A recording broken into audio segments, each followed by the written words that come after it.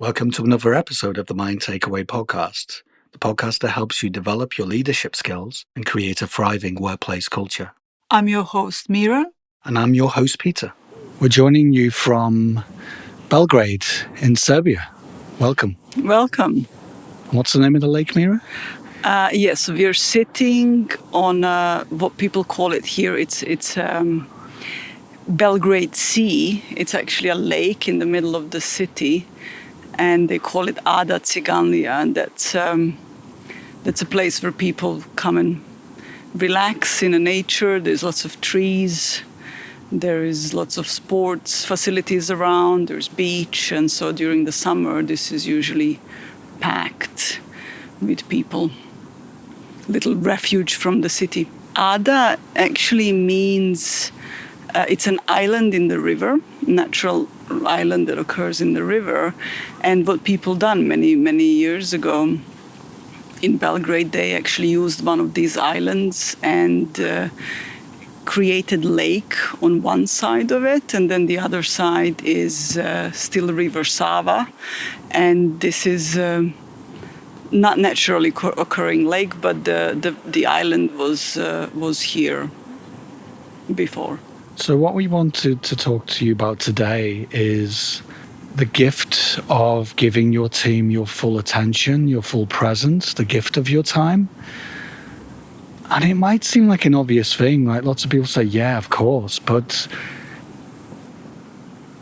when we often meet leadership teams, and this is not a judgment, it's reality, this includes us sometimes when you don't see it and you get into what we call busyness mode. And it's really hard to be present and give people the gift of your time and attention and fully listen to understand them, because you've got too many things going on inside your head, too many tasks to do, too many things on your to-do list.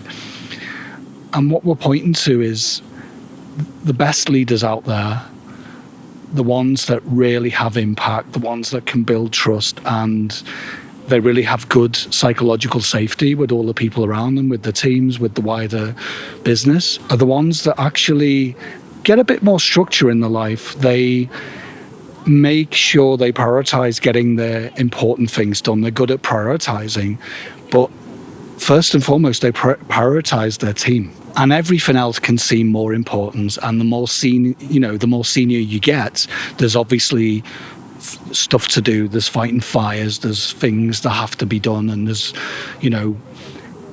things that pop up ad hoc and they look like they have to be done there and then. But from our experience, and this has been our experience in our roles too as leaders, when we prioritized our team, our people, everything else just isn't as important, if that makes sense. Because if your people are looked after, if you give them the gift of your time and attention, and you have high trust and you've got good psychological safety, then you'll end up getting anything you need done. When things do get really challenging, they'll have your back because they trust you. So even if you've made a mistake or you've got too busy in the short term or you've messed stuff up, they're more likely to be forgiving and show you compassion. Yeah, it's interesting, isn't it, how I think there is also this idea of what work is and what consists work and what is our job. And often in leadership roles, when these lines aren't as clear, we still go with the old belief: is the work is doing things. It's focusing on project or so on, or on something that you are doing, that's something that you are involved yourself, personally involved. And however, it is really different than that. What should be your priority is really people and leading people and helping them out and showing them the way and being there for them when they need you. And the doing is secondary thing. But as I said, often our belief system is what, what is it? What am I here for?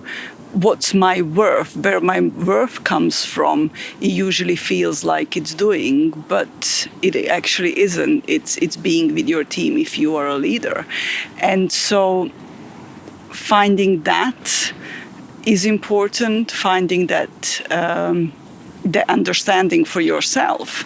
Because it happens that sometimes when we work with leaders, when they change the way they, for example, structure meetings and one-to-ones, that instead of them doing all the work and talking to people and telling them what to do, and so basically the person that's in one-to-one with you just sits there and listens to you, when they changed it around and focused on listening and really asking questions and being present with that person, it changed. And quality of these one-to-ones, you can hear people passing by on the path, and quality of these meetings have changed. But the question that arose for them that was quite interesting was, it feels uncomfortable because it feels like I'm not doing anything. And then we have a little laugh because, yes, changing that does feel uncomfortable, but that doesn't mean that it's a wrong thing to do.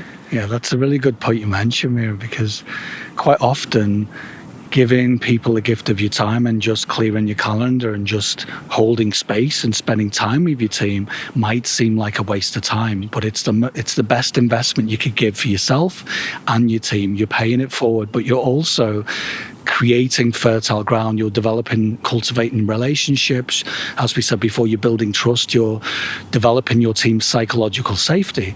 And this is the thing, because if you don't do that, when things do get challenging, as they will do in the future, that's just life. That's the way the business works sometimes. People are going to be less likely to pull it out the bag, to push harder, to do more difficult things if you haven't been listening to them, if you haven't been present, if you haven't been available. Because you being available is really great leadership. It's you going there first. It's showing your team how leaders do it. You have to go there first. And think about it with your own boss. How many times are you chasing them, trying to get airtime, trying to get 10, 15 minutes, 20 minutes? It can be frustrating. And it's not because people are trying to avoid you or your boss doesn't want to speak to you. It's simply because they're busy too, and they just haven't prioritized spending as much time as they would like with you, because everything else in the business, the strategy, something else, other priorities have popped up. Yeah, everything else seems more important because, this is like, this is just conversations with people. This is just spending time with them. This is how it looks like to us. However, it's really, really the opposite of it. And just ask yourself, what is not allowing you to be present with people? What is taking so much of your time?